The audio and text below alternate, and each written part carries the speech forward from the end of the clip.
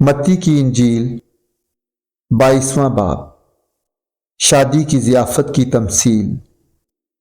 اور یسوع پھر ان سے تمثیلوں میں کہنے لگا کہ آسمان کی بادشاہی اس بادشاہ کی مانند ہے جس نے اپنے بیٹے کی شادی کی اور اپنے نوکروں کو بھیجا کہ بلائے ہوئوں کو شادی میں بلا لائیں، مگر انہوں نے آنا نہ چاہا۔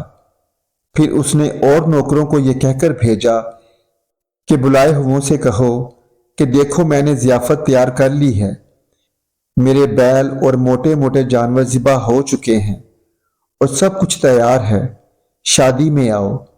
مگر وہ بے پرواہی کر کے چل دیے، کوئی اپنے کھیت کو اور کوئی اپنی سوداگری کو، اور باقیوں نے اس کے نوکروں کو پکڑ کر بے عزت کیا اور مار ڈالا۔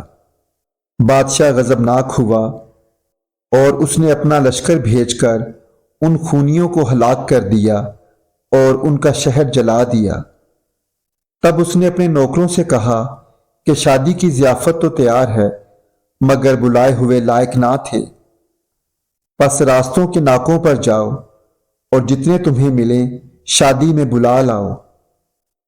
اور وہ نوکر باہر راستوں پر جا کر جو انہیں ملے، کیا برے کیا بھلے، سب کو جمع کر لائے، اور شادی کی محفل مہمانوں سے بھر گئی۔ اور جب بادشاہ مہمانوں کو دیکھنے کو اندر آیا تو اس نے وہاں ایک آدمی کو دیکھا جو شادی کے لباس میں نہ تھا، اور اس نے اس سے کہا، میاں تو شادی کی پوشاک پہنے بغیر یہاں کیوں کر آ گیا؟ لیکن اس کا منہ بند ہو گیا۔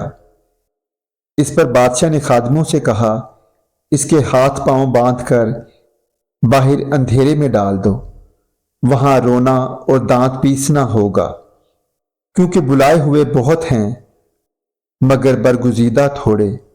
جزیہ دینے کے بارے میں سوال۔ اس وقت فریسیوں نے جا کر مشورہ کیا کہ اسے کیوں کر باتوں میں پھنسائیں۔ پس انہوں نے اپنے شاگردوں کو ہیرودیوں کے ساتھ اس کے پاس بھیجا اور انہوں نے کہا، اے استاد، ہم جانتے ہیں کہ تو سچا ہے اور سچائی سے خدا کی راہ کی تعلیم دیتا ہے اور کسی کی پرواہ نہیں کرتا، کیونکہ تو کسی آدمی کا طرفدار نہیں۔ پس ہمیں بتا، تو کیا سمجھتا ہے، کیسر کو جزیہ دینا روا ہے یا نہیں؟ یسوع نے ان کی شرارت جان کر کہا، اے ریاکارو، مجھے کیوں آزماتے ہو؟ جزیہ کا سکہ مجھے دکھاؤ۔ وہ 1 دینار اس کے پاس لائے۔ اس نے ان سے کہا، یہ صورت اور نام کس کا ہے؟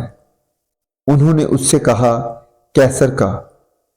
اس پر اس نے ان سے کہا، پس جو کیسر کا ہے کیسر کو، اور جو خدا کا ہے خدا کو ادا کرو۔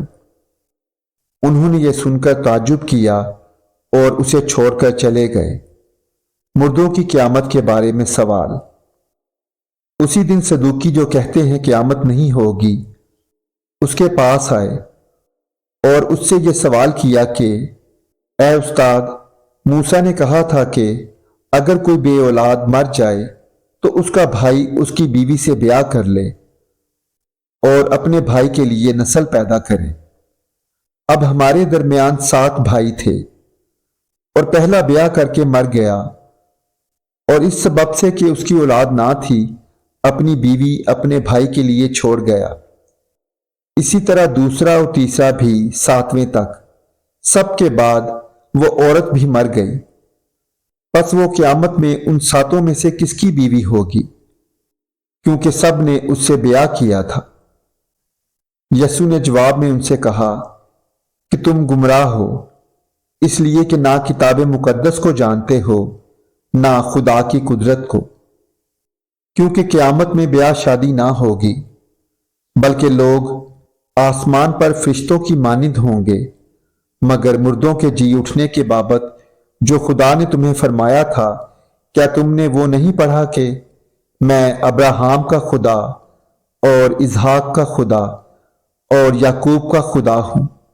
وہ تو مردوں کا خدا نہیں بلکہ زندوں کا ہے۔ لوگ یہ سن کر اس کی تعلیم سے حیران ہوئے۔ سب سے بڑا حکم۔ اور جب فریسیوں نے سنا کہ اس نے صدوقیوں کا منہ بند کر دیا تو وہ جمع ہو گئے، اور ان میں سے ایک عالم شرع نے آزمانے کے لیے اس سے پوچھا، اے استاد، توریت میں کون سا حکم بڑا ہے؟ اس نے اس سے کہا کہ خداوند اپنے خدا سے اپنے سارے دل اور اپنی ساری جان اور اپنی ساری عقل سے محبت رکھ، بڑا اور پہلا حکم یہی ہے، اور دوسرا اس کی مانند یہ ہے کہ اپنے پڑوسی سے اپنے برابر محبت رکھ۔ انہی دو حکموں پر تمام توریت اور انبیاء کے صحیفوں کا مدار ہے۔ مسیح موعود کے بارے میں سوال۔ اور جب فریسی جمع ہوئے تو یسوع نے ان سے یہ پوچھا کہ تم مسیح کے حق میں کیا سمجھتے ہو؟ وہ کس کا بیٹا ہے؟ انہوں نے اس سے کہا، داؤد کا۔